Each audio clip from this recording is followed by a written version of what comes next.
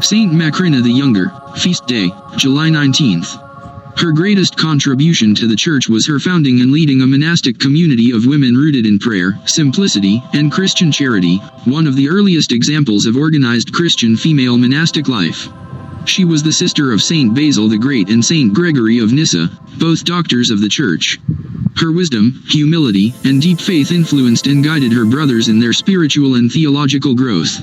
After the death of her fiancé, Macrina refused to remarry and devoted her life to God and the poor, turning her family estate into a convent where she and other women lived a life of poverty, prayer, and community service. She helped lay the foundation for monastic life for women in the Eastern Church. Her lifestyle and values shaped the thinking of her brother, Saint Basil, who later developed the Basilian rule, a major influence on Eastern monasticism. When her brother Gregory visited her before her death, she spoke profoundly about the resurrection and eternal life, which he later wrote about in his work on the soul and the resurrection. Her thoughts were deep and full of trust in God. Why she became a saint. Saint Macrina was not canonized in the modern process, as she lived in the early centuries, but she was widely honored for her holiness, wisdom, and role as a spiritual leader. The Church recognizes her sanctity because of her holy life, dedication to God, and her influence on other saints.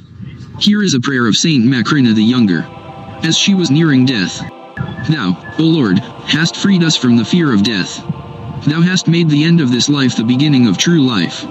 Thou gavest our earth, which thou hadst fashioned with thy hand, to the dust.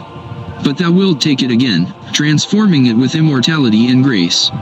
Thou hast broken the serpent's head and opened to us the way of resurrection. Eternal God, to whom I have been attached from my mother's womb. Forgive me if in word, deed, or thought I have sinned. May my soul be received into thy hands spotless and undefiled, as an offering before thee. This prayer shows Saint Macrina's peaceful acceptance of death, her faith in the resurrection, and her love for Christ, who conquered sin and death. It's a comforting prayer even today, especially for those who are grieving or preparing for eternal life.